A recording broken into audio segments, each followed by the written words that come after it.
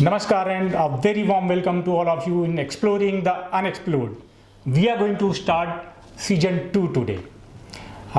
With me today is very legendary Gujarati poet Dr. Jawahar Bakshi, who has come all the way from Mumbai. Welcome to the show, sir. Thank you. He is a chartered accountant. He's completing 77 years tomorrow. He has written only on ghazals, mainly on ghazals, basically on spirituality. His very famous book is Tarapanna Shaharma, Parpotana Killa, and many CDs, audio CDs as well as musical CDs available. He has been awarded by Gujarat Sahitya Academy, Gujarat Sahitya Parishad, and he has also been awarded by Maharashtra Gujarat Sahitya Academy for Sahitya, that is Jeevan Gaurav Puraskar. So we'll be talking to him about spirituality, ghazal and lot more. And we have with me today Raksha. She has come all the way from Rajkot. She's final year she's doing final year graduation in sociology from Saurashtra University. Raksha, welcome to the show. Sir, अगर हम बात करें कि भक्तिकाल के संगीत की, जिसमें आपने रिसर्च भी किया है, डॉक्टर नरसिंह मेहता की कविताओं में आध्यात्मिकता, वो भक्तिकाल के एक महान कवियों में माने जाते हैं। तो उस टाइम पे जो सामाजिक व्यवस्था थी, उस टाइम पे जो आर्थिक व्यवस्था थी, उस टाइम पे जो राजनीतिक व्यवस्था थी, वो उस टाइम के साहित्य में कितना परिलक्षित होता है? पहले तो भक्ति काल जो तो है वो तो वैदिक काल से ही चला आ रहा है। अंग्रेज़ी इतिहासकारों ने लोगों के मानस पर ऐसा दबा दिया है कि मुसलमानों के आने के बाद जो है वो भक्ति शुरू हुई। असल में जो सबसे पुराना उपनिषद है, ईशावास्य उपनिषद, उसमें संभूति और असंभूति मतलब निराकार और साकार की साधना का उल्लेख है। और वेद में ये जो पूरा उपासना कांड है आरण्यक, उसमें भी बहुत सारा रेफरेंसेस मिलता है। और 5000 साल पहले जो भगवत गीता थी उसमें 12वां जो अध्याय है वो भक्ति योग के नाम से ही है। तो और वहाँ वो सवाल करता है कि एवं सतत युक्ता ये भक्तास्त्वाम पर्युपासते ये चाप्यक्षरम अव्यक्तम तेषाम के योग वित्तमा। तो ही इज आस्किंग कि ये जो निर्गुण निराकार का जो भक्त है वो अच्छा है या सगुण साकार का। तो ये दोनों परंपराएं बहुत काल से चली आ रही है।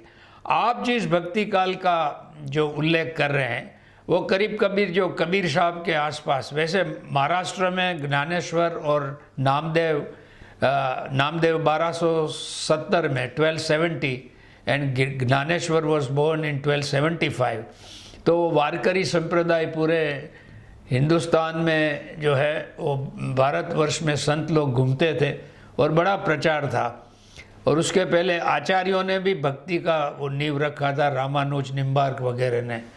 लेकिन ये जो 15th सेंचुरी, कबीर का जन्म 1398 में हुआ और संत मत के वो भक्ति के प्रमुख जिसमें नरसिंह मेहता साहब भी आए। हाँ, और नरसिंह मेहता का 1404 और 1414 के बीच में, मोस्टली लेटेस्ट से 1410 का। तो 3 प्रमुख धाराएं थी भारत के भक्ति काल में। एक तो थी राम की गंगा जो तुलसीदास की थी और ऐसे उनके जो वो थे। एक थी निर्गुणी सरस्वती जो कबीर साहब वगैरह के थे, जो रामानुज के और रहीदास वगैरह जो है, पीपा और दादू और जो कृष्ण भक्ति है उसमें सबसे पहले नरसिंह आते हैं। उसके बाद जो है सूरदास और चैतन्य महाप्रभु आते हैं। और उसके बाद मीरा का जन्म 1398 या 1498 या 1503 में लिखे जाते हैं। उस वक्त की जो सामाजिक स्थिति थी वो भारत जो है, it was divided into sections, sub sections, the caste, the religions, there were संप्रदायस, there were cults, and 80% of the people were unaware of the Vedic text because it was in Sanskrit and it was the monopoly of the elite Brahmins. तो जो दूसरे जो वंचित वर्ग थे उनके पास जो है वो वैदिक फिलोसॉफी थी नहीं। तुलसीदास ने पूरे भ्रमण करके और कबीर ने अपने मन से और नरसिंह ने भी अपनी कविता से इन लोगों को एकजुट करने की कोशिश की। तो एक तो उसमें एक एथिकल वैल्यूज़ की प्रॉब्लम थी, उनकी जो है श्रद्धा में प्रॉब्लम थी, उनके इतने सारे देवी देवता में कौन सा ठीक कौन सा नहीं, and there was such a multitude of practices and superstitions, अंधश्रद्धाएं थी। ये जो सर मैं सॉरी टू इन बिटवीन, तो जो ये भक्तिकाल वाले कवि हैं पर्टिकुलरली रहीम दास जी या कबीर दास जी, तुलसीदास जी, सूरदास जी, इन लोगों की अगर हम बात करें तो सामाजिक चीज़ों का बहुत वर्णन है इनकी कविताओं में। हाँ बिल्कुल होना ही चाहिए। उसमें बहुत सारी उन्होंने निराकरण की बातें भी की हैं। हाँ। तो पर ये आज तक भी हमें करीब करीब जो उस टाइम व्यवस्था थी अभी भी आ रही। तो कविता जो है जिसका एक हम मानते हैं कि एक बड़ा इम्पैक्ट होता है कि जैसे कबीरदास की बात करें कि पत्थर पूजे हर मिले तो मैं पूजूं पहाड़ हैं, अगर उन्होंने जो इस तरह की बातें की निर्गुण धारा वाले, वैसे ही आज भी तब से अभी तक होता आया है कि कभी बहुत बड़ी बड़ी बातें करते हैं, मतलब बहुत बहुत बढ़िया बातें होती हैं, इस समाज में बहुत ज़्यादा फर्क नहीं पड़ता। तो जो रोल है साहित्यकारों का, कवियों का, उसके बारे में आपका क्या विचार है? मैं ऐसा समझता हूँ कि जो भगवत गीता में ऐसा कहा है कि धर्म की संस्थापना के लिए संभवामि युगे युगे, तो राम गए, उसके बाद राम नहीं आए, कृष्ण आए, कोई दूसरे स्वरूप में आते हैं। तो जैसे 2500 साल पहले एक साथ बुद्ध हुए, महावीर हुए, ये दूसरे जरथोस हुए, इधर लाओस से हुए, तो जिसको सामूहिक चेतना कहते हैं, in collective consciousness there is an upsurge of this devotion और द नॉलेज। जैसे 1000 के साल के आसपास जो है वो शंकराचार्य के वेदांत के जो 5 आचार्य जो हुए, तो उन्होंने ज्ञान और भक्ति का महिमा किया। और ये जो पीरियड है जिनको अपने मध्ययुगीन भक्ति काल कहते हैं, तो उसमें ये प्रकृति का ही एक जो है उभार होता है। व्हेन बिकॉज कबीर ने समाज के लिए नहीं किया, उसके गुरु की साधना के उसने परमात्मा की प्राप्त की। नरसिंह ने जो है वो कोई मुसलमानों के साथ लड़ने के लिए परमात्मा को प्राप्त नहीं किया। Same thing goes for Surdas, same thing goes for Meera, same thing goes for Tulsidas. तो ये जो है वो जो परमात्मा की प्राप्ति का जो उनका मार्ग है, the spiritual attainment of their own enlightenment is the one which draw them. पर एक समय की मांग थी तो एक साथ इतने सारे लोग उभर आए। तो ये अपसर्ज ऑफ द स्पिरिचुअलिटी और सत्वा into the collective consciousness of the people, ऐसा मैं देखता हूँ। और ये संभवामि युगे युगे का एक प्रकार है, ऐसा मैं मतलब ये जो लिखा गया उसमें उनका कोई एक एजेंडा के थ्रू नहीं लिखा, मतलब उन्होंने ऐसा नहीं लिखा कि नहीं हमें ये करना है, इसलिए वो खुद अपने आप में एक फुलफिलमेंट की तरफ थे, एनलाइटनमेंट की तरफ थे। ये ऑटोमेटिकली एक प्रोसेस था। हाँ, और ऐसा है कि जैसे अपने पहले आपने कहा कि जो कवि होता है वो अपनी सांप्रत समय के विमुख तो नहीं होता है, उससे आगे भी होता है। लेकिन जैसे कबीर ने हिंदू मुसलमान की एकता के लिए, उनका जो कहने का ढंग था वो विवाद था, लेकिन उनका उद्देश्य संवाद था। उनको अक्कड़ और फक्कड़ बोलते थे, लेकिन उनकी स्टाइल थी। तो एक कहूँ तो है नहीं, दूजा कहूँ तो गार, हऊ जैसा तहूर रहियो, कहा कबीर विचार।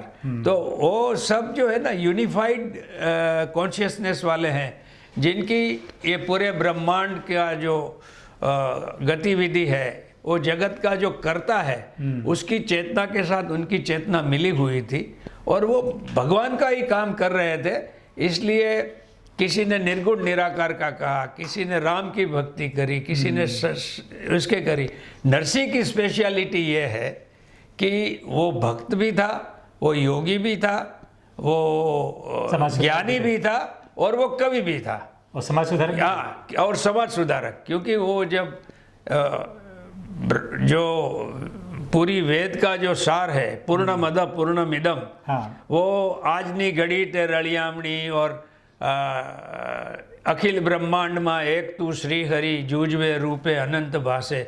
इस तरह से जैसे भगवत गीता में कहा है कि जो अन्य देवों को पूजता है उनको मैं ही उनके देवताओं के थ्रू उनकी इच्छाएं पूरी करता हूँ, तो इन लोगों ने भी वो कहा कि भाई जो हाईएस्ट है उनके पास पहले पहुँचो। नरसी का एक पद है, पढ़ो रे पोपट राजा रामना, तो उसमें वो कहता है कि पोपट तारे कारणे લીલા વાંસરે વડાવું એનું રે બંધાવું પોપટ પારણું હીરા રતન જડાવું પોપટ તારે કારણે શીશી રસોઈ રંધાવું સાકર ના કરી ચૂरमा ऊपर घी पिरसाऊं आपको शब्द स्पर्श रूप रस गंध का मैं सभी भोग देने को तैयार हूँ, शरत यह है पढ़ो रे पोपट राजा रामना। पहले तुम परमात्मा को प्राप्त करो, बाद में संसार करो, और संसार में चलते चलते ही प्राप्त करो।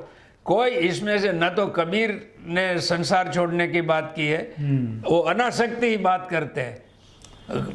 ये भी कहते हैं हरि ना जन तो मुक्ति न मांगे, मांगे जन्म जन्म अवतार। तो वो संसार की ही वो करता है, मतलब दोनों हाथ में लड्डू रहता है कि you are 100% spiritual and 100% enjoying the worldly life. तो ये पूर्णमद पूर्णमिदम जो है वो वेद का प्राण मंत्र है। और ऋषि मुनियों की आप प्रार्थना देखिए, उनकी फिलोसॉफी देखिए, तो 75 साल के पहले संन्यास आश्रम कभी था ही नहीं। और संन्यास होता क्या है, शरीर भी अपना नहीं होता है, छोड़ना क्या है। मेरा खुद का एक शेर है कि मस्ती वधी गई तो विरक्ति थी गई। जब मस्ती बढ़ जाती है तो वही खुद विरक्ति हो जाती है। कैसे? मस्ती वधी गई तो विरक्ति थी गई, घेरो थयो गुलाल तो भगवो थई गयो। जो गाढ़ा भगवा होता है, गुलाल जब गाढ़ा होता है तो भगवा हो जाता है। रक्षक जी, आपके जहन में कोई सवाल आए तो आप याद करके रखने उस, क्योंकि अभी नरसिंह मेहता जी की बात चल रही थी, तो क्योंकि आप उनके 18वें वंशज हैं। हाँ जी। एक तो होता है कि हम लोग उनको एज ए कवि जानते हैं और मानते हैं, भक्त कवि मानते हैं। एक होता है अगर आपके एक पारिवारिक व्यक्ति, एक बुजुर्ग, आपके एक वरिष्ठ परिवार वाले हैं, तो उनको एज ए पर्सन कैसे आप लोग याद करते हो? कवि छोड़ दीजिए आप भी। ऐसा है, मेरे पहले भी बहुत सारे वंशज हो गए हैं, उनको क्या हुआ क्या नहीं वो तो मुझे मालूम नहीं, उनके बारे में लेकिन एक बात मैं आपके सवाल का एक सीधा जवाब ये देता हूँ कि हमारे घर में 2-3 झूले थे। मेरा 22 कमरे का मकान था और मेरे पिताजी डिस्ट्रिक्ट जज थे, उनको पूरा रामचरितमानस मुँह जबानी था। और मेरी माँ जो है वो झूले पे झूलती झूलती नरसिंह मेहता के पद गाती थी। और एज ए चाइल्ड मुझे लगता था कि इसमें कुछ ऐसा आकर्षण है कि ये मुझे चैलेंज कर रहा है कि ये जो लोग बोल रहे हैं ये इसका अर्थ नहीं है, कुछ और इससे डीपर मीनिंग है। तो नरसिंह मेहता जिन्होंने ईश्वर का साक्षात्कार किया था, कृष्ण की रासलीला का दर्शन, जिसको मैंने पीएचडी मेरी थीसिस में प्रूव किया है कि जो भगवत गीता में 11वें अध्याय में जो अर्जुन को वो विश्वरूप दर्शन हुआ था, उसी प्रकार का था। अर्जुन तो डर गया और कृष्ण को कहा कि आप थे वैसे हो जाइए, लेकिन नरसिंह का तो वो आनंद की यात्रा थी। वो रासलीला देख रहा था और फिर अपने आप वो कहता है मुहूर्त है एक माँ भूतले आवियो। एक मुहूर्त मतलब करीब 2-3 घंटे के बाद मुझे होश आया और मैं वापस जो है वो ये जागृत, ये सांसारिक जागृति में आया। तो वो नरसिंह का इतना करिश्मा था, उनकी हुंडी जैसे है, मारी हुंडी स्वीकारो महाराज। तो कोई भी तकलीफ में होता था तो नरसिंह की बिगेस्ट इंस्पिरेशन ये थी कि डिवाइन इंटरवेंशन होता है। जब भी नरसिंह को तकलीफ हुआ, कोई भी कष्ट आए, तो in every difficulties there was a divine intervention and he came out gloriously well. तो उनके नज़दीक आपके वंश में है कोई पहुंचा है कुछ नज़दीक, मतलब 70-80 या मे भी? नहीं, मेरे एक जो नरसिंह के खुद के चाचा जो है वो भी एक काफ़ी भक्त थे। और ऐसा है कि मैं तो 4 साल का था तब मेरे पिताजी चल बसे थे, और मेरे चाचा और दूसरे लोगों को मैं देखता था तो मुझे ऐसा विशेष नहीं लगता था कि इनको कोई नरसिंह से विशेष कोई उनका संशोधन है या कोई अनुसंधान है या कोई उनकी वो है। लेकिन पूरे गांव में और पूरे गुजरात में नरसिंह की जो कुंवरबाई का जो मायरा है, जो शामल शाह का विवाह है, जो हुंडी है, और राजा ने उनके श्रृंगारिक पदों को लेके उनको जेल में डाल दिया था। तो वो कारागृह से भी जो है ना भगवान ने उनको हार पहना के छुड़वा लिया। और चाहे हार असल में पहना हुआ हो या नहीं पहनाया हुआ हो, लेकिन एक बात जरूर है कि वहाँ कुछ हुआ कि राजा ने उनको छोड़ दिया कि भाई तुम बड़ा भक्त है, मेरी भूल हो गई। हाँ, और मैं सुना कहीं एक दिन बारिश भी करवा दिया था उन्होंने। हाँ, कि वो मतलब ठंडा पानी चाहिए तो वो ऐसा आख्यान में है। नरसी के जो है वो मैन्युस्क्रिप्ट में कम है, वो प्रेमानंद और आख्यानकारों की वो देन है। लेकिन नरसी के जो 4 चमत्कार है, उनके पुत्र के विवाह जो वो एकदम निर्धन था, लेकिन 17 दिन आने के और 18 दिन जाने के, ये 35 दिन तक लोगों को उन्होंने पूरे बारात को खाना खिलाया और सब बैंड बाजे के साथ गए। जी। फिर दूसरा ये कुंवरबाई का मायरा तो बहुत प्रचलित है। उनकी जो पुत्र वधू का जो सीमंत संस्कार था, उसमें भगवान ने जो भी उनके ससुराल में जितनी साड़ियाँ गहने मांगे वो सब दे दिए। और फिर ये हुंडी उनकी स्वीकार हुई। वो शायद हुई या न हुई उसके ऊपर डिबेटेबल है, लेकिन ये कारागृह का किस्सा है, ही वॉज सर्टनली जेल्ड। जैसे कबीर को भी जेल में डाला गया था, मीरा को भी जहर पीना पड़ा। तो इन लोगों की भक्ति कुछ ऐसी थी कि जो सामान्य लोगों से आगे थी और वो समझ नहीं पा रहे थे। So they carried the people to a higher level of consciousness. Right. तो अभी हम आपके नरसिंह मेहता से आगे चलते हैं। आपने 12 साल की उम्र में लिखना शुरू किया, 1947 में आपका बर्थ है और 1959 में लिखा, और 1999 में आपके तारा पन्ना शहरमा पब्लिश हुई। 40 इयर्स का जो साल है, 40 इयर्स का जो पीरियड है, इस पीरियड में क्या होता रहा? आपने क्यों पब्लिश नहीं कराया? देश नया आज़ाद हुआ था उसी टाइम पे, आर्थिक समस्याएं, सामाजिक समस्याएं, क्या लग रहा था कि आपको, या आप खुद फुलफिल्ड इंसान हैं, स्पिरिचुअलिटी में ज़्यादा बिलीव करते हैं, तो आपको लगा नहीं कि कुछ करने की ज़रूरत है? अपनी जर्नी के बारे में बताएंगे अगर तो। हाँ जी, ऐसा था कि 12 साल के टाइम पे तो I was not that mature poet, पर मैंने बड़ी छंद में लिखी थी। मेरे कान जो है वो बड़े सावध रहते थे, जागृत रहते थे, और मैं लय को बड़ी आसानी से पकड़ लेता था। तो ये दाल दा ये नरसी का भी ये छंद है, जागिने जोऊं तो जगत दी से नहीं ऊंघमा अटपटा। और हमारे यहाँ जूनागढ़ के जो नवाब थे, वो उनकी गायिकाएं वगैरह आती थी, जिनको मुत्रीबाई कहते थे, कि दोराबाई दहलवी और बड़ी बड़ी हिंदुस्तान की मैं जोराबाई, और वो जो बनारसी गायकी में जो गज़लें गाती थी, तो मैं उनकी भी लय पकड़ लेता था।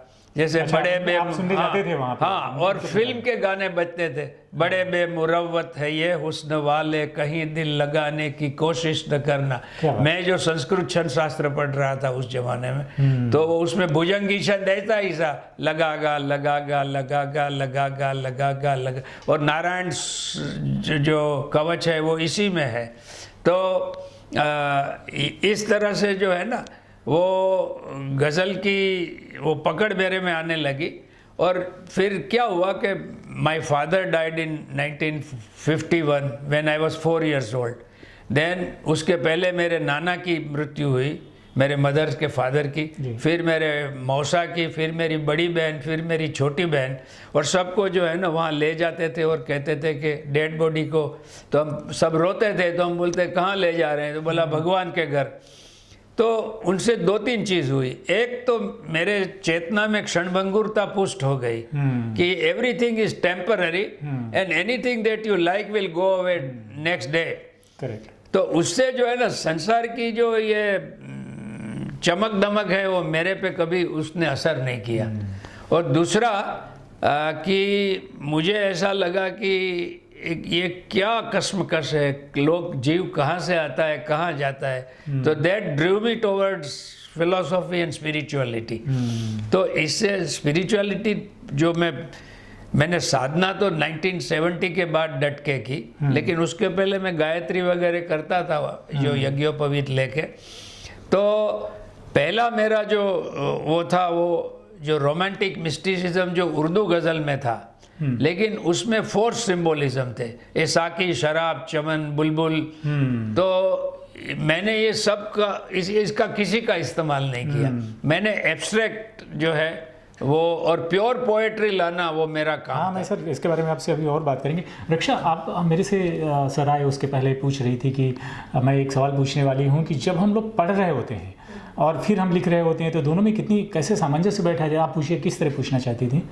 मैं ऐसा पूछ रही थी कि मतलब आपने घर में भी नरसिंह मेहता के पद सुने हैं आपकी माँ से, तो कभी कभी ऐसा होता है कि जब हम नया नया कुछ लिखते हैं तो हमने पहले कुछ पढ़ा भी होता है जो बहुत अच्छी क्वालिटी का होता है, तो हम खुद शेर लिखते हैं या फिर कोई भी पंक्ति लिखते हैं, तो कभी मतलब ऐसा होता है कि नहीं इसमें तो मतलब मैं इससे भी अच्छा कर सकता हूँ, इसकी क्वालिटी ठीक नहीं, तो अगर हम ज़्यादा कुछ अच्छी क्वालिटी का पढ़ लें तो उसका हमारे राइटिंग पे कैसा असर होता है? और एक दूसरा सवाल आपका ये था सर कि ये पूछ रही थी कि हम पढ़ रहे हैं, जैसे ये पढ़ रही हैं अभी और आप भी 12 में थे, मतलब पढ़ ही रहे थे और आपने लिखना शुरू किया, तो उससे पढ़ाई पे कुछ फ़र्क पड़ता है क्या? कैसे मैनेज करते हैं? दो चीज़ है। आपका मैंने सुना कि आप यू आर वेरी जीनियस, आपने 98 मार्क्स मैथ्स में लिए हैं 100 में, और मतलब कविताएं भी लिख रहे थे, गज़ल भी लिख रहे थे और मार्क्स भी अच्छे आ रहे थे, तो ये इनको बताना है बच्चों को। ऐसा है कि एक जो पोटेंशियल ऑफ कॉन्शियसनेस होती है, पूरा समग्र चित्त का, उसको संवित कहते हैं, जिसमें आपकी जो इंटेलेक्चुअल और इमोशनल टोटल पोटेंशियलिटी रहती है,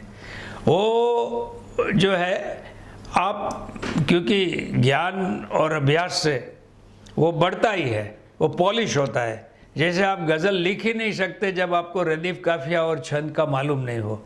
आप अछांदस लिख सकते हैं, वो भी अच्छा नहीं लिख सकते हैं, लेकिन प्रोस पोएट्री लिख सकते हैं, लेकिन गज़ल के लिए आपका ज्ञान जरूरी है कि ऐसा मतला कहते हैं, इसको रदीफ कहते हैं, इसको काफिया कहते हैं, और काफिया में कौन सा काफिया निभाया जाता है, कौन सा नहीं चलता है। जैसे सुगंध के साथ बंध आ सकता है लेकिन फिर सुवास नहीं आ सकती है, फिर सुवास के साथ आस पास या ऐसा आता है। तो ज्ञान का अपना मतलब है, लेकिन एक चीज़ है कि जैसे आप अच्छे पोएट्स को पढ़ते हैं, जैसे टैगोर है या एलियट है या कोई भी आपका जो वो है, मैं तो शेक्सपियर को भी पढ़ता था, और तो उनकी जो कला जो है उसको आप एप्रिशिएट करने लगते हैं और आपकी वो होराइजन्स को जो है वो बढ़ाते हैं। मेरे पढ़ने में जब मैंने मॉडर्न पोएट्रीज पढ़ी तो मुझे लगा कि जो मैं गुजराती गज़ल में काम करना चाहता हूँ वो ऐसी अंटसंट एब्सर्ड कविता से मैं नहीं करूँगा, लेकिन जो एब्स्ट्रैक्ट पोएट्री है, और जो जिन्होंने जो पहले सवाल पूछा था कि कवि की जो सांप्रत समस्याओं से निस्बत है, मेरी एक बहुत फेमस गज़ल है नथिंगनेस ऑफ क्राउड, टोळानी शून्यता। तो वो मैंने उसका टाइटल ही दिया था आजना मानसनी गज़ल, आज के आदमी की गज़ल। तो उसमें वो है कि टोळानी शून्यता छू जवा दो कशु नथी, मारा जीवननो मर्म छू, हूँ छू ने हूँ नथी। ये शंकराचार्य की बात है और सड़क पे सोए हुए आदमी की बात है कि मैं हूँ लेकिन मेरा एग्जिस्टेंस नहीं है। तो वो दोनों लेवल पे चलती है। हूँ तो नगरनो ढोल छू, दांडी पीटो मने, खाली पड़ो बीजा तो कोई काम नो नहीं। ये मेरी नथिंगनेस है, इसलिए ढोल। ये मैंने गरीब हुई हटाओ के खिलाफ लिखा था, क्योंकि मुझे लगता था कि पॉलिटिशियन से इतने साल तक कुछ कर नहीं पाए और ये वोट्स के लिए स्लोगन्स बना रहे हैं, तो उसके लिए फिर क्या था। और वही ढोल का जो मरी हुई चमड़ी, मुझे ऐसा बताया गया था कि भारत में सिविल वॉर होने वाला है जब मैं हॉस्टल में था। तो मैंने लिख के दिया था 1970 में कि जब ये सेंचुरी 20वीं सदी पूरी होगी तब तो कि हिंदुस्तान में कोई सिविल वॉर नहीं होगा, क्योंकि हम लोग मरी हुई चमड़ी के लोग हैं, सब सहन कर लेते हैं। तो उसके लिए मैंने लिखा था कि नामर्द शहनशाह नु फरमान थई जईश, हूँ ढोल छू पीटो मने कहीं पण थतुं नथी। मैं ढोल हूँ पीटो, मेरी चामड़ी मरी हुई है, आप मेरा कुछ भी इस्तेमाल करो, मुझे कुछ उसका संवेदन ही नहीं है, और I am okay with it. तो इसने काफ़ी सारी खलबली गुजराती साहित्य में लगा दी थी, और उसमें मैंने बीड़ी का सिंबल रखा था कि ये जो गरीब आदमी है, जो आम आदमी है, जो उस ज़माने में 70% प्लस था, उनका जो अग्नि है। हमारे उमाशंकर जोशी जी बहुत बड़े पोएट, ज्ञानपीठ विजेता हैं, उन्होंने ऐसा लिखा था कि भूख्या जनों जठराग्नि जागशे तो खंडेरनी भस्म कणी न लासे। ये गरीब आदमी के भूख की ज्वाला उड़ेगी तो सब खंडेर जल जाएंगे। तो मैंने कहा था कि नहीं होगा। क्यों? कि बीड़ी ना ठूठिया कोई बोलतू नहीं। ये जो बीड़ी का पूरी बीड़ी नहीं, उसका ठूठ नहीं, ठूठिया, वो एक कस लगाता है और वो खत्म हो जाता है उसका आगे, और वो अग्नि अंदर डालता है और धुआं बाहर निकालता है, तो धुएं से कुछ नहीं होता, महल जलने वाला नहीं है। तो ये सब आया वो पढ़ने से, सोचने से।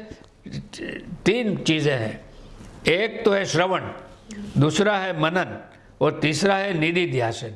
आप जैसे संगीत का रियाज करते हैं, आपके में 40 साल में साहब मैंने 850 गज़लें लिखी थी, लेकिन 700 मैंने फाड़ के डस्टबिन में फेंक दी, और जो अच्छी 108 जो तैयार थी वो मैंने ये तारा पड़ाना शहरमा में 40 साल के बाद ये पहली गज़ल संग्रह मेरा जो आया उसमें, और इसको हर तरह के अवार्ड मिले, कम से कम 8 सभी को पढ़ना चाहिए ये किताब है, सभी लोगों को पढ़ना चाहिए। इसकी सर गुजराती में ही है और हिंदी में? गुजराती में है, अभी ट्रांसलेशन होने वाला है। ओके। हम और भी बहुत सारी बातें करेंगे, लेकिन हमारे प्रोग्राम का एक रूल है कि हम बहुत लंबा नहीं करते हैं, क्योंकि फिर रीच कम हो जाती है, सोशल मीडिया में ज़्यादा लोगों तक पहुँचें आपकी बातें, इसकी वजह से हम थोड़ा शॉर्ट रखते हैं। हमारे पास 2-3 सवाल बड़े हैं, उसके बाद हम एक रैपिड फायर राउंड में जाएंगे जिसमें 10 सवाल हैं, आप एक शब्द में या एक जरूर वाक्य में जवाब दे सकते हैं। तो मेरे 3 और छोटे छोटे सवाल हैं। आप शुरू से ही स्पिरिचुअलिटी के बारे में बात की, अध्यात्म के बारे में बात की, आपकी कविताओं में भी अध्यात्म है, आपने नरसिंह मेहता साहब की कविताओं में भी अध्यात्म खोजा है। तो एक लेमैन है जो हम सब लोग हैं, अध्यात्म क्या है उनके लिए और उसका क्या फ़ायदा है, अगर आप साधारण भाषा में बता पाएँ तो? ऐसा है कि जो संसार की चेतना है वो सुख दुख राग द्वेष में उलझी रहती है, वो टेंशन्स क्रिएट करती है, आदमी को जो है परेशान करती रहती है। जब आप समझते हैं कि ये सब एक क्षण के लिए है, वो पानी केरा बुदबुदा अस मानुष की जात, देखत ही छिप जाएगा ज्यों तारा प्रभात, ये कबीर साहब कहते हैं। तो क्या होता है कि जब आपकी चेतना परमात्मा से कनेक्ट होती है तो आपके अंदर एक बड़ी आनंद की लहर आती है और एक गंभीरता आती है, जिससे आप जो है वो ये बह नहीं जाते हैं संसार के सुख दुख में। और ये मैं सभी को सजेस्ट करूँगा कि ये जो है ये मनुष्य देह है वो बड़ा विलक्षण है। आप टीवी लाते हैं घर में, बहुत सारी चैनल्स है, साउंड है, साउंड में भी कई प्रकार के साउंड आते हैं उसमें, और फिर आप उसके ऊपर सिर्फ फूल रखने के लिए, फूलदानी रखने के लिए रखते हैं, तो टीवी का तो यूज़ होता नहीं है। ये इतने 84 लाख योनि में मानव मनुष्य ही ऐसा है कि जो उसका जो मन और बुद्धि है वो परमात्मा तक पहुंचती है, वो तो बुद्धि के पर है, लेकिन you can feel and then you can live the life. तो उससे जो है ना, जैसे एक नल में पानी आता है और पानी ख़त्म हो जाता है, लेकिन आपकी बहुत बड़ी टैंक के साथ कनेक्शन है और ख़ास करके डैम के साथ कनेक्शन है, तो आपको 500 बाल्टी से नहाना है तो 500 बाल्टी से नहा सकते हैं। आपको जो है ना unlimited water you are able to use because your connection is with the infinite reservoir. तो जो आध्यात्म है वो परमात्मा जो सर्वव्यापक, सर्वज्ञ, सर्वशक्तिमान है, उनसे आप जुड़ जाते हैं तो आप तो सर्वशक्तिमान और सर्वव्यापक नहीं होते हैं, लेकिन उनके परिचय से, उनके अनुभव से आप में ऐसी क्षमता आती है कि you are able to enjoy the world. सामान्य मानव के लिए मुश्किल है सर? नहीं, बिल्कुल। क्षिप्रम भवति धर्मात्मा, भगवत गीता में कहा है कि इसमें एक मिनट की भी देर नहीं है सिर्फ। तो इतना मायावी क्यों होता जा रहा है इंसान अभी? बहुत माया, क्योंकि वो जो है ना उसकी सब इंद्रियां हैं वो बाहर लगी हुई है। ये आपका जैसे एक टीवी है वो आपने हॉल में रखा है, अभी आपको बेडरूम में टीवी देखना है तो टीवी को बेडरूम में ले जाओ तो वहाँ देख सकते हो। तो ये जो इंद्रियां जो बाहर प्रवृत्त है वो उसकी प्रवृत्ति सब अंदर आ जाती है, then you are gradually able to शनै ही गीता में लिखा है, आहिस्ता आहिस्ता जो है आपकी वो एब्स्ट्रैक्ट अननोन अनफेदमेबल से पहचान होती है और आहिस्ता आहिस्ता जैसे वो पहचान बढ़ता रंग लाती है। क्या बात है। एक और बहुत बढ़िया सवाल है कि मैं पढ़ रहा था आपके बारे में, तो मुझे पता चला कि you have been trying to experimenting with expanding the boundaries of ghazals, abstract, romantic, mysticism or musings, whatever you say in ghazals. That is the feeling of spirituality in ghazals. So how do you explain this, sir? That you have been expanding the boundaries of ghazals. मैं जैसे मैंने कहा कि मैं 10 साल का था, 8 साल का था असल में, तब से मैं गज़लें सुन रहा था और फिल्म की भी और मोहब्बत हुई है, शिकायत हुई है, ये जो है ना वो एक ही तरह के वर्ड, जैसे आजकल की हिंदी फिल्म मतलब हाँ, आज की हिंदी फिल्मों में आता है इस सजना साजम बालम, वो इतना छोटा दायरा में रहती है। हालांकि गालिब और इन लोगों ने काफ़ी सारा काम किया है, मीर, जिगर, फिराक, मैंने सबको पढ़ा है और मुझे काफ़ी सारा मुँह ज़बानी है उनका।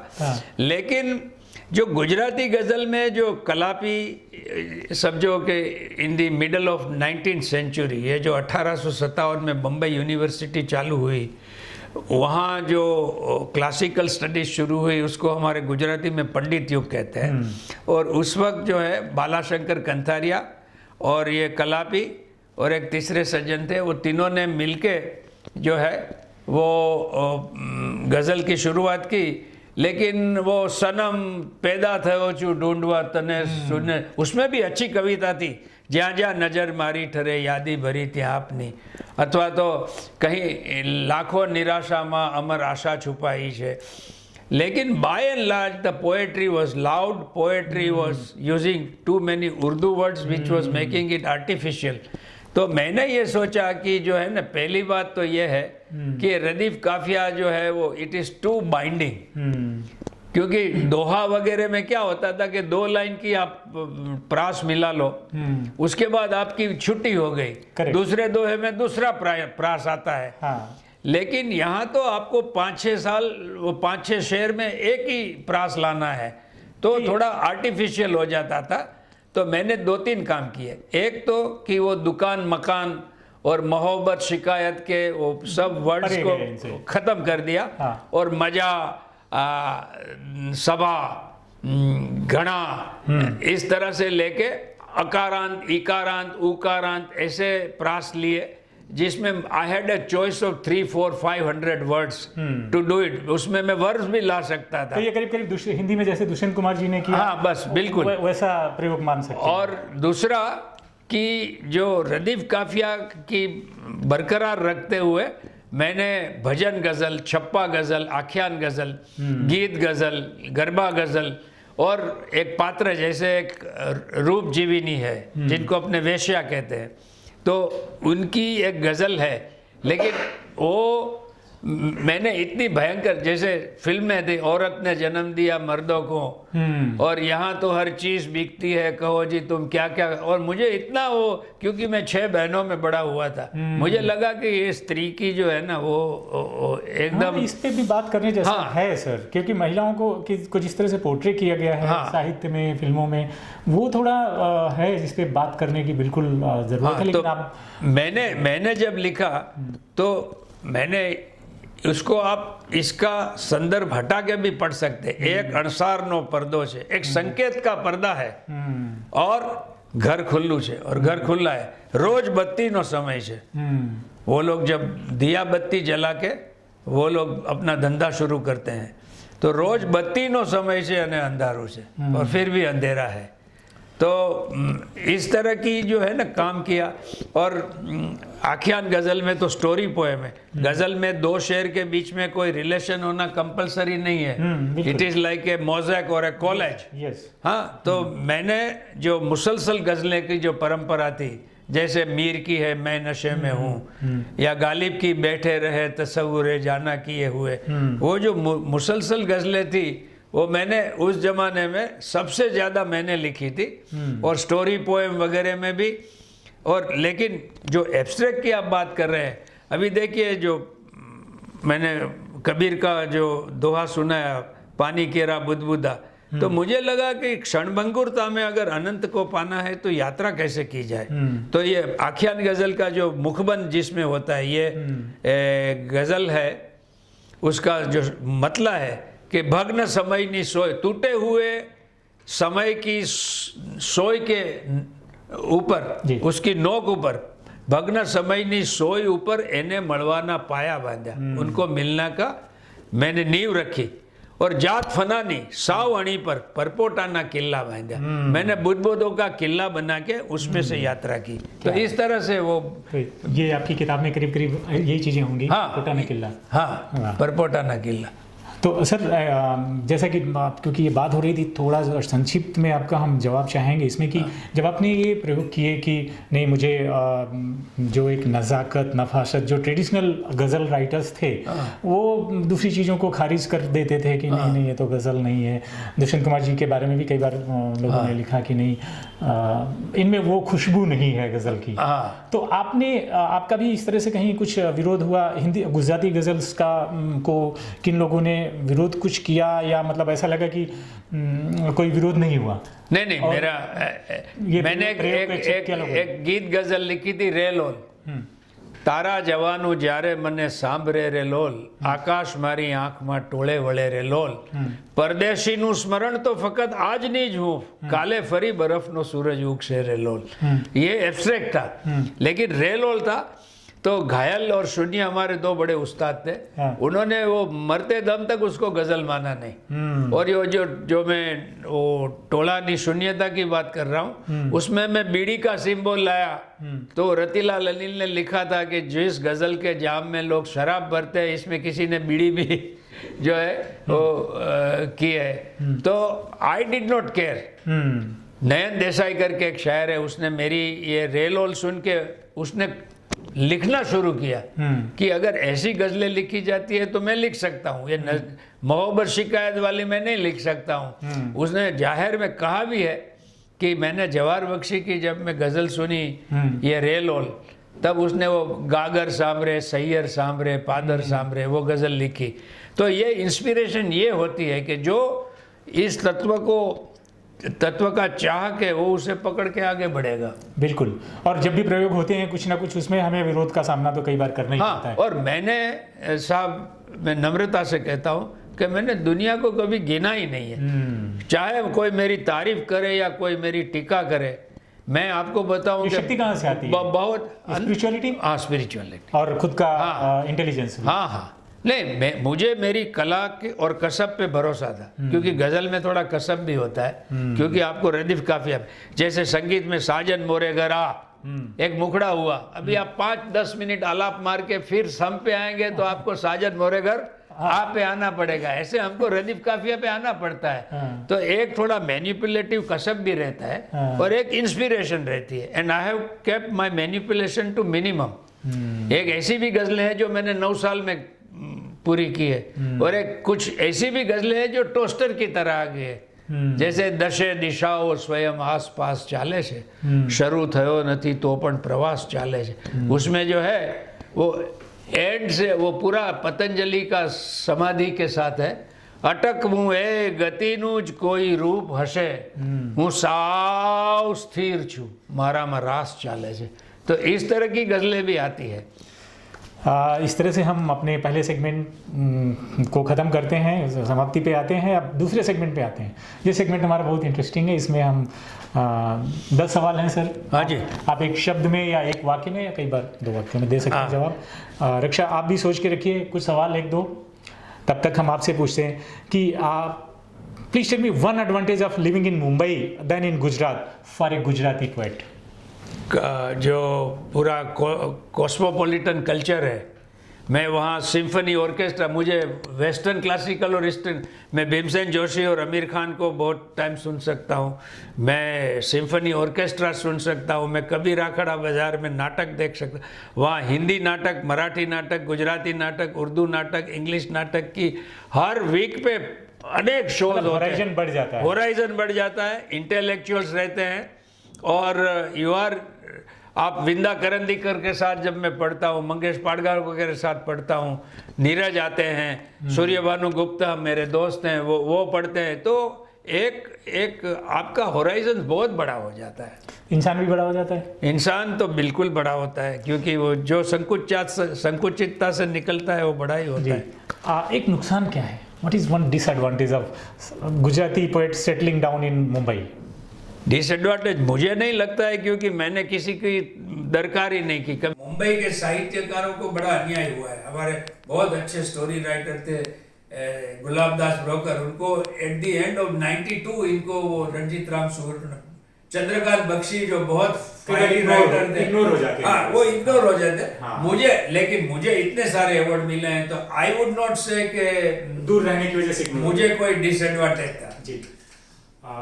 जीवन में कुछ रिग्रेट्स हैं? No regrets at all. Life has been fulfilled. बिल्कुल नो Fulfilling, रिग्रेट। yes. ऐसा है कि मैं बेवकूफ भी था, अच्छा भी था, और जिस अवस्था में वो उसने जिस हाल में रखा उस हाल में मैं खुश था, तो इसलिए नो रिग्रेट। सवाल आया आपके मन में? हाँ, मेरा एक सवाल है कि जैसे कि कोई पुरुष मतलब कवि या फिर कोई भजन लिखता है, तो उसमें मैंने ये देखा है कि जैसे मीरा लिखती है तो वो तो कृष्ण को ऐसा बोलती है कि मैं आपकी दीवानी हूँ ऐसे, लेकिन पुरुष लिखता है तो वो जैसे स्त्री बनकर लिखता है और ऐसे परमात्मा को जैसे कि मैं आपकी दासी हूँ उस तरह। तो पुरुष स्त्री मतलब बनकर लिखता है, तो उसके बारे में कुछ बताएं। देखिए, कृष्ण की कविता नरसिंह, मीरा, सूरदास तीनों ने लिखी है। मीरा की जो सुकुमारता है वो स्त्री सहज सुकुमारता है, और वो क्योंकि वो इतनी पायस थी, इतनी पवित्र थी, और इनकी जो मारा रे गिरधर गोपाल दूसरा ना कोया, दूसरा न कोया साड़ा सकल जो जग जोया, भाया छाड़िया बाधा छाड़िया छाड़िया संगा सोया, साधा संग बैठ बैठ लोक लाज खोया। ये एक स्त्री का जो संघर्ष है। एट द सेम टाइम स्त्री की जब पुरुष गोपी भाव में आता है, तो जो चैतन्य महाप्रभु की और नरसिंह की दशा में आता है, तो उनको स्त्री और पुरुष का भेद बीट जाता है। नरसिंह तो कहता है पुरुष पुरुषातन लीन थे मारू, मेरा जो है वो पौरुषत्व गायब हो गया और मैं सखियों के साथ स्त्री की तरह गाने लगा। सखियों नी मध्य रहो रे गावा, देह दशा टली माए रहो भड़ी। तो मेरी पूरी बॉडी कॉन्शियसनेस चली गई, मैं सब स्त्रियों के साथ मिलकर स्त्री की तरह गाने लगा। तो वो लेवल पे होता है, जो आर्टिफिशियल लेवल है उसमें आपको मालूम पड़ेगा कि ये कविता पुरुष की है, ये कविता स्त्री की है। कोई एक ऐसी चीज है जिसकी इच्छा अभी भी आप रखते हैं? 77 इयर्स हो गए, फुलफिलिंग लाइफ, ब्लेस्ड लाइफ। देखिए, मुझे परमात्मा का सदैह साक्षात्कार हुआ है, मुझे निर्भीक समाधि का अनुभव हुआ है, लेकिन अभी जो है ना, मैं वो परमहंस अवस्था में नहीं पहुंचा हूँ, तो मेरी साधना चल रही है। हाँ, लेकिन नरसिंह ने मेरा जीवन आसान कर दिया है कि हरि ना जन तो मुक्ति न मांगे, मांगे जन्म जो जन्म जन्म अवतार। आपके दोनों हाथ में लड्डू है तो काय को फेंक देने का? वो मोक्ष तो है, वो उधार का धंधा है, ये रोकड़े का धंधा है। इसलिए मेरी इच्छा तो है आगे बढ़ने की, लेकिन जहाँ हूँ वहाँ मैं ठीक ही हूँ। हाँ, आई थिंक बहुत बढ़िया बात है। हम सब लोगों को जो हाथ में है पहले उसको तो एंजॉय करो। आप सोच रहे हो कि हम ये जन्नत मिलेगी और दूसरा मैंने ये भी सोचा कि देखिए, मैं बहुत सारे सिद्ध महात्माओं को मिला हूँ, आनंदमयी माँ, मुक्तानंद जी, महर्षि महेश योगी साथ तो मैं 10 साल स्विट्जरलैंड में था, तो और कई जूनागढ़ में भी जब मैं छोटा था अघोरी संतों को नागा बाबा संतों को मिलता था, तो मैंने देखा कि हरेक की गति अलग है, हरेक की स्थिति अलग है, और हरेक का जो है ना वो अपना पर्सनल एनलाइटनमेंट होता है। मुझे फिलोसॉफिकली या स्पिरिचुअली कोई संदेह नहीं है, और मेरे साथ जो डिविनिटी है, मैं डिविनिटी का एवरी डे एवरी मोमेंट जो मेरे साथ एक्सपीरियंस कर रहा हूँ, वो मेरे लिए काफ़ी है। बहुत बढ़िया। गुजराती गजल हिंदी और उर्दू गजल से किस तरह अलग है? जो उर्दू गजल थी, जो इनकी जो इम्पैक्ट थी, वो तो मैंने बताया। जो ये सूर्य भानु और दुष्यंत के पहले की जो कविताएं थी गजल में, और उनका भी जो मैं जिसे ओढ़ता बिछाता हूँ वो गजल आपको सुनाता हूँ, तो कोई ट्रेन सी गुजरती है, मैं कोई पुल सा थरथराता हूँ, ये है ना एक्सेप्शन है। उर्दू में भी जफर इकबाल ने बाहर गली में चलते हुए लोग थम गए, तन्हाइयों का शोर था खाली मकान में। तो ये जो पोएट्री आई वो गुजराती से मिलती है, लेकिन गुजराती का जो जैसे मनोज खंडेरिया का काम अलग है, राजेंद्र शुक्ल का अलग है, आदिल मंसूरी का अलग है, भगवती शर्मा का अलग है, चिन्नू मोदी का अलग है, मेरा अलग है। और ये जो आपको है ना आख्यान गजल, छप्पा गजल, भजन गजल, वो वहाँ नहीं मिलेगी, यहाँ मिलेगी आपको। ये मजरू सुल्तानपुरी और हसरत जयपुरी दोनों कहते थे कि हमारे हिसाब से उर्दू से गुजराती गजल अभी बड़ी हो गई है। ये अभी महसूस करने लगे हैं लोग, और स्ट्रेंथ हुई है, काफी स्ट्रांग हुई है। मैं जावेद अख्तर के घर मुझे सूर्यभानु गुप्त ले गए थे और वहाँ मैंने 2 गजल सुनाई थी, तो उन्होंने भी ये कहा कि जो है ना ये महसूस करने लगे हैं आप तक आने तक उर्दू को टाइम लगेगा।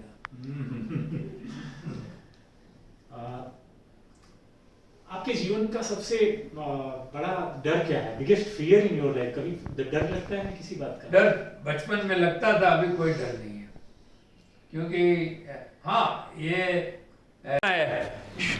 शरीर तो जाएगा और शरीर में नहीं हूँ, इसलिए जो गया वो जाने दो। शायद स्पिरिचुअल होना ये चीज को कम कर देता है। हाँ, डर कम क्या निकल ही जाता है करीब। जो ये भगवत गीता में लक्षण है देवी संपदा के, उसमें पहला ही अभयम सत्व संशुद्धिम। तो जब आदमी थोड़ा भी स्पिरिचुअल होता है तो उसका वो भय निकल ही जाता है। अभी जो समकालीन कवि हैं, कंटेम्प्रेरी पोएट्स हैं या लिटरेचर वाले, साहित्य वाले लोग, उनमें आपका फेवरेट कौन है किसी भी भाषा में? मुझे बहुत सारे, वो रमेश पारेख मेरा फेवरेट था, वो गीत में, और गज़ल में ये जो मैंने नाम लिए, राजेंद्र, मनोज वगैरह, आदिल, वो सबों ने अपना अपना काम किया है और दे वर ऑल माय फेवरेट। मैं है ना पंक्तियों को देखता हूँ, आदमियों को नहीं देखता हूँ। इन लोगों ने भी बकवास पोएम भी लिखी है, लेकिन जो उनकी अच्छी है वो काफ़ी अच्छी है और हिंदुस्तान के साथ मुकाबला करेगी। तो एज ए पर्सन अगर आप किसी एक साहित्यकार का नाम लेना चाहें तो किसका लेंगे? अनफेयर होगा ये? हाँ, मतलब लेना अनफेयर होगा नहीं, लेकिन जो गीत में काम हुआ है तो अनिल जोशी और रमेश पारेख ने किया है। गज़ल में हम सब ने मिल के किया है, और मैं ऐसा नहीं समझता हूँ कि मैं ही सबसे बड़ा गज़लकार हूँ। पर आप गज़ल अपना लिखने वालों में स्तंभकार हैं करीब करीब, हम ऐसा बोल सकते अभी हैं। जिनको जो मानना है वो माने। मैंने मेरा काम मैं 55 साल से कर रहा हूँ, तो वो इतने अवार्ड्स मिले तो किसी को तो लगा होगा कि अच्छे हैं। जी बिल्कुल, करीब करीब हम अपने इस डिस्कशन के अंत में आ रहे हैं। रक्षा, अगर आपके मन में 1-2 सवाल और हों तो हम जल्दी से ले लेते हैं, फिर ख़त्म करेंगे। मेरा सवाल ये था कि जैसे कि दुनिया में सब बोलते हैं कि जो भी हम बोलते हैं वो सब व्यास जी का झूठा है, मतलब सब कुछ कहा है जा चुका है, लेकिन सबका अंदाज़े बयां होता है। तो नरसिंह मेहता का उसकी कविताओं में कौन सी ऐसी चीज़ है जिससे वो सबसे अलग पड़ते हैं, मतलब वो उसका अंदाज़े बयां? नरसिंह किससे होते हैं? नरसिंह का जो काम है वो एक तो अद्भुत है और अभूतपूर्व है। आप जो पोएट्री का इतिहास देखेंगे तो नरसिंह का जो पद की रचना है वो पहले नहीं थी। फागु काव्य और रासा काव्य जो थे वो they were story poems and they're mostly written by religious people. और भी पोएट्स लिखे थे। जो मध्यकालीन कविता की शुरुआत है उसने नरसिंह को आद्य कवि इसलिए कहते हैं कि उसने जेन्युइन पोएट्री, जैसे वैष्णवजन भी है, जैसे मैं आपको सुनाता हूँ, चाल रमिये सही मेल मथवू मही, वसंत आव्यो वन वेल फूली, मोरिया अम्ब कोकिला लवे कदम, कुसुम कुसुम रया भ्रमर झूली। ये आपको पहले नहीं मिलेगा।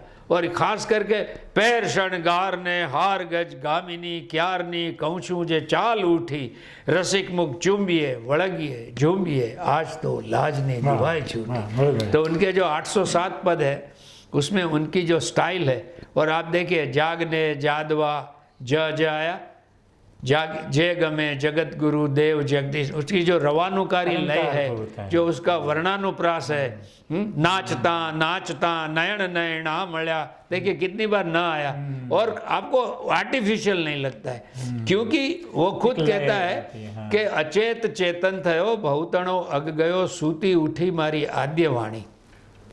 तो जो वाणी ने ऋषि मुनियों की चेतना में जाके वेद लिखवाया, वो वाणी मेरे में जागृत हुई और जो है उनकी जो ज्ञान की कविता है, भक्ति की कविता है, वो इतनी अनमोल है कि उसमें सब शास्त्रों का सार है और फिर भी वो कविता है और आज तक वो अपील करती है। Thank you so much, sir, coming to my studio, talking lot of things.